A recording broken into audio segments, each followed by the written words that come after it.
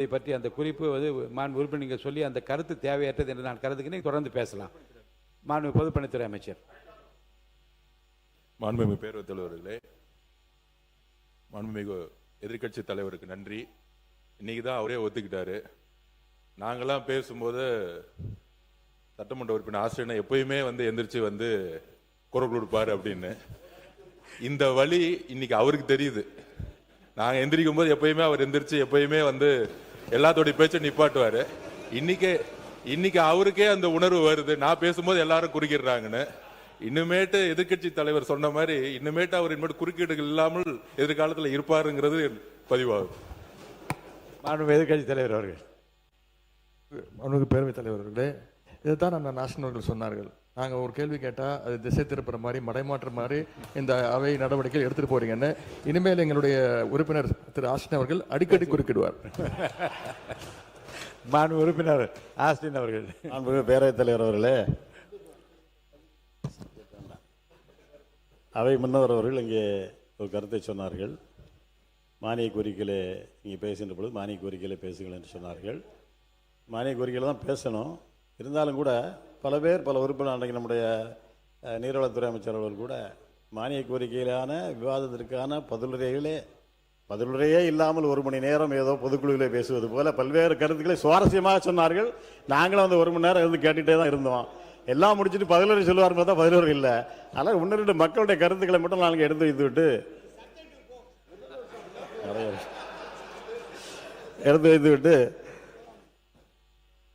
இந்த அவையினுடைய கவனத்தை ஈர்த்துவிட்டு நான் போகிறேன். 2வது, மாண்புமிகு பேரவைத் தலைவர் அவர்களே, நிறைய விட்டுட்டேன். முக்கியமான என்ன நீங்கள் குறுக்கிடுவீங்க. இந்த அவையை பொறுத்தவரையில் 234 உறுப்பினர்களை உள்ளடக்கிய ஒரு அவை இது. 227 பேர் இருக்கும் உள்ளடக்கிய அவை இது. ஆனால் இந்த இருப்பது 227 பேர் இங்கே இருக்கின்றார்கள். ஒரு தொகுதி நம்முடைய மாண்பு முதலமைச்சர் அவர்கள் 2 தொகுதிகளை போட்டியிட்ட காரணத்தால் ஒரு தொகுதியை அவர் ராஜினாமா செய்து விட்டார். அதுபோக 6 உறுப்பினருடைய பணி இடம் இங்கே இன்றைக்கு காலியாக இருக்கின்றது. 6 உறுப்பினர்கள் பதவியேற்ற 1 மாதத்திலே தங்களுடைய பதவியை ராஜினாமா செய்து விட்டார்கள். என்ன காரணம் என்பது இன்று முழுமையாக வெட்ட வெளிச்சமாக யாருக்கும் தெரியவில்லை. ஆனால் அவங்களுடைய விருப்பம். ஆனால் மக்களுக்கு தெரிகின்றது. இல்லை, என்னுடைய கோரிக்கை என்னன்னா, இந்த 6 தொகுதிகளுடைய மக்களுடைய குரல் இந்த அவையிலே இன்றைக்கு முடக்கப்பட்டிருக்கின்றது. அவர்களுக்கு குரல் கொடுப்பதற்கு இன்றைக்கு ஆள் இல்லை. கிட்டத்தட்ட 3 மாத காலம் ஆகிவிட்டது. ஒரு தேர்தலிலே போட்டியிடுவது வெற்றி பெறுவது எவ்வளவு சிரமம் என்பது எங்களுக்கு எல்லாம் தெரியும். 1 மாத காலம் கடுமையாக அந்த 6 உறுப்பினரும் அங்கே பணியாற்றியிருப்பார்கள். மக்கள் வாக்களித்த மக்கள் 60 வயது 70 வயது 80 வயது தாண்டியவர்கள் எல்லாம் நடக்க முடியாத அளவிலே கூட அந்த வாக்குச்சாவடிக்கு இவருக்கு ஓட்டு போட வேண்டும், இவர் ஓட்டு போட்டால் இந்த தொகுதி மக்களுக்கு நமக்கு பல்வேறு நன்மைகள் கிடைக்கும் என்ற ஒரு நம்பிக்கை, அந்த நம்பிக்கையின் அடிப்படையில் தான் அவர்கள் அங்கே வாக்களிக்கின்றார்கள். ஆனால் இன்றைக்கு அவருடைய நம்பிக்கையெல்லாம் இன்றைக்கு பொய்த்து போய்விட்டது. அதுபோல் வெற்றி பெறக்கூடிய நேரத்தில் மிகப்பெரிய ஒரு களிப்பு இருக்கும். அந்த சட்டமன்ற உறுப்பினருக்கும் சரி, அவருடைய குடும்பத்தாருக்கும் சரி, அவருடைய நண்பர்களுக்கும் சரி, அவருக்கு வாக்களித்த தொகுதி மக்களுக்கும் மிகப்பெரிய மகிழ்ச்சி, மிகப்பெரிய கொண்டாட்டம் இருக்கும். 5 ஆண்டு காலம் இந்த எம்எல்ஏ பதவி என்ற ஒரு மிகப்பெரிய ஒரு அந்தஸ்து, ஒரு மிகப்பெரிய மரியாதை, இதையெல்லாம் ஒருவர் இழந்துவிட்டு வெற்றி பெற்று பதவியேற்ற ஒரே மாத காலத்திற்குள்ள ஒரு கூட்டத்தொடரை கூட கலந்து கொள்ளாமல் பதவியை ராஜினாமா செய்கின்றார் என்று சொன்னால் இதை விட பெரிய ஆதாயம் கிடைத்தால் தான் பண்ணுவாரே தவிர சாதாரணமாக பண்ண மாட்டார். அப்ப நீங்க பேசலாம். உறுப்பினர் முதல்ல அவருடைய விலகல் கடிதம் விதிகளின் முறைப்படி ஏற்றுக்கொள்ளப்பட்டு இப்போ வழக்கு மன்றத்தில் வழக்கு இருக்கிறது.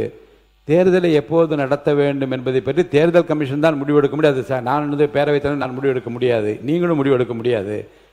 அது தேர்தல் ஆணையம் எப்போது முடிவெடுத்து தேர்தல் நடந்தாலும் மக்கள் பணி ஆற்றுவதற்கு நிச்சயமாக அந்த யார் அங்கே வெற்றி பெறுகின்றால் அவர்கள் அது தயாராக இருப்பார்கள். உங்களை பொறுத்த வரைக்கும் இந்த விவாதத்துக்குள்ளே போகாமல் மற்ற கருத்துக்களை மானிய கோரிக்கை ஒட்டி பேசுமாறு நான் கேட்டுக்கொள். மாண்புமிகு பொதுப்பணித்துறை அமைச்சர் அவர்கள். மாண்புமிகு பேரவைத் தலைவர்களே, சட்டமன்ற உறுப்பினர் பதிவு செய்தார். 6 எம்எல்ஏ தொகுதி வேக்கண்டா இருக்கு. அந்த மக்களுடைய குரலை கேட்பதற்கு யாரும் இல்லைன்னுங்கிற ஒரு பதிவு பண்ணாரு. மாண்புமிகு முதலமைச்சர் அமைச்சர்களை ஒவ்வொரு மாவட்டத்திற்கும் ஒரு ஜியோ போட்டு ஆல்ரெடி அப்பாயின்மெண்ட் பண்ணியிருக்காரு. ஒவ்வொரு மாவட்ட அமைச்சருடைய பொறுப்பு அந்தந்த மாவட்டத்தில் கூட அனைத்து சட்டமன்ற உறுப்பினர் தொகுதியை எல்லா பிரச்சனையிலும் கேட்டு உடனடியாக நடவடிக்கை எடுக்கிறது தான் மாண்புமிகு முதலமைச்சர் ஆல்ரெடி அப்பாயின்மெண்ட் பண்ணியிருக்கிறார். அதனால அந்த 6 தொகுதியிலும் சட்டமன்ற உறுப்பினர்கள் இல்லைன்னாலும் பொறுப்பு அமைச்சர்கள் 234 தொகுதியும் என்னென்ன தேவைகள், குடிநீர் பிரச்சனை எல்லாம் என்னென்ன தேவைகளோ அது அந்தந்த அமைச்சர்களுடைய நேரடி கண்காணிப்பில் முதலமைச்சருடைய அலுவலும் முதலமைச்சரும் நேரடியாக கண்காணிப்பில் இருக்கிறாருங்கிறத நாங்கள் பதிவு செய்கிறோம். திருப்பியும் அவர் அரசியல் பக்கமே வந்துட்டு இருக்காரு, மானிய கோரிக்கை விவாத பக்கம் வரமாட்டேங்கிறாரு. சொல்லிட்டேன். மாண்பு உறுப்பினர், மாண்பு எதிர்கட்சி தலைவர் அவர்கள். பேரவைத் தலைவர் அவர்களே, இந்த பொறுப்பு அமைச்சருங்கிறது எல்லா அரசுலையும் எல்லா முதலமைச்சர்களும் எடுக்கக்கூடிய நடவடிக்கை தான். என்னுடைய சட்டமன்ற உறுப்பினர் கேட்பது, அந்த 6 சட்டமன்ற உறுப்பினர்கள் எந்த ஒரு கூட்டத்தொடரில் கூட கலந்து கொள்ளாம தன்னுடைய பதவி ராஜினாமா பண்ணிட்டாங்க. யாரையும் அவர் குற்றம் சாட்டல, அது மக்களுடைய முடிவுக்கு அவர் விட்டு விட்டார். மாண்பு உறுப்பினர் ஆஸ்டின், மாண்பு அவை முன்னவர் அவர்கள்.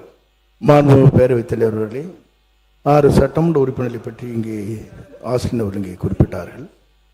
6 சட்டமன்ற உறுப்பினருடைய குறைகள் என்ன இருக்கிறது என்பதை எங்களை போன்ற அமைச்சர்கள் அங்கே சென்று மக்களை கூட்டி மனுக்களை பெற்று அதற்கான நடவடிக்கை மேற்கொண்டு வருகிறோம் என்பதை நடக்கிறது. நீங்க இப்போ மட்டும் சொன்ன எப்படி நடந்துரு? மாண்புமிகு முன்னாள் முதலமைச்சர் எடப்பாடி கே பழனிசாமி அவர்கள். மாண்புமிகு பேரவைத் தலைவர்கள், ஒரு நாள்லாம் நடக்க முடியாது. எந்த அமைச்சர் போய் ஒரே நாளில் வந்து மக்களுடைய தொகுதி பிரச்சனை பேச முடியும்? எனக்கு ஒரு சட்டமன்ற உறுப்பினர் இருந்தால் தான் அவர்கள் வந்து அந்த தொகுதியில் போய் பார்த்து மக்களை பார்த்து மக்களுடைய பிரச்சனையை கொண்டு வந்து அரசுடைய கவனத்துக்கு கொண்டு வராங்க, அமைச்சருடைய கவனத்துக்கு கொண்டு வராங்க. பொறுப்பு அமைச்சர் என்பது ஒரு நாள் போவார், கொடுக்குற மனுவை தான் வாங்கி பரிசீலிக்க முடிய, அந்த பொறுப்பு அமைச்சர் வந்து அந்த தொகுதியில் இருக்கின்ற மக்களுடைய பிரச்சனை முழுவதும் அறிந்து கொள்ள முடியாது என்ற அடிப்படையில் தான் அந்த சட்டமன்ற உறுப்பினர் தேவை. மாண்பு அவை முன்னவர் அவர்கள். மாண்பு பேரவைத் தலைவர்களே, விரைவாக தேர்தல் நடத்த வேண்டுமான் எங்களுடைய ஆர்வம், அதிலே மாற்று கருத்து கிடையாது. அதிலே நாங்கள் வெற்றி பெறுவோம், அதிலேயும் மாற்று கருத்து கிடையாது. அத்தனை பேரும் வெற்றி பெறுவார்கள். மாண்பு உறுப்பினர் மாண்பு எடப்பாடி கே பழனிசாமி அவர்கள். மாண்பு, இது வந்து விவாதம் வேற மாதிரி போகுது, திசை மாதிரி போகுது. அதுதான் நான் சொன்னேன், வழக்கு இருக்கு. அதுதான் சொன்னேன், நான் தான் சொன்னேன் வழக்கு இருக்கு. இல்ல நான் தான் சொல்லிட்டேன் வழக்கு இருக்கு. என்னது? பேரவைத் தலைவர் அவர்களே, வெற்றி பெற்ற பிறகு தங்களை சந்தித்து ஒரு மனு கொடுக்கின்றார். அந்த நிகழ்ச்சியிலே ஒரு சட்டமன்ற உறுப்பினர் பங்கு பெறுகிறார். அந்த சட்டமன்ற உறுப்பினர் அடுத்த நாள் ராஜினாமா பண்ண உடனே முதல் மாடியில் போய் ஒரு வழக்கு மன்றத்தில் இருக்கிறது. இல்ல இதை பற்றி இந்த விவரங்கள் எல்லாம் வழக்கில் இருக்கிறது. இந்த நீங்க சொல்ற இந்த விவரம் வழக்கில் அதை பற்றி பேச அனுமதி இல்லை, அவைக்குள் நீக்குகிறேன். நீங்க சொல்ற ஒரு கருத்து இல்ல இல்ல இல்ல இல்ல இல்ல அப்படி இல்ல. நீங்க வழக்கு இல்லைங்க, வழக்கில் இந்த பிரச்சனை நீங்க சொல்லியிருக்கீங்க. இந்த வழக்கில் இந்த பிரச்சனை குறித்து இருக்கு இல்ல நீங்க இல்ல இல்ல அதெல்லாம் ஒன்றும் பாருங்க இல்ல இல்ல இல்ல இல்ல உணர்ச்சி வசப்படா இல்லைங்க, இல்ல உணர்வு இல்லைங்க, இல்ல உணர்ச்சி வசப்படாது, நிதானமா பேசுங்க. உங்க கருத்தை நிதானமா சொல்லுங்க. வழக்கு மன்றத்தில் இருக்கிறது.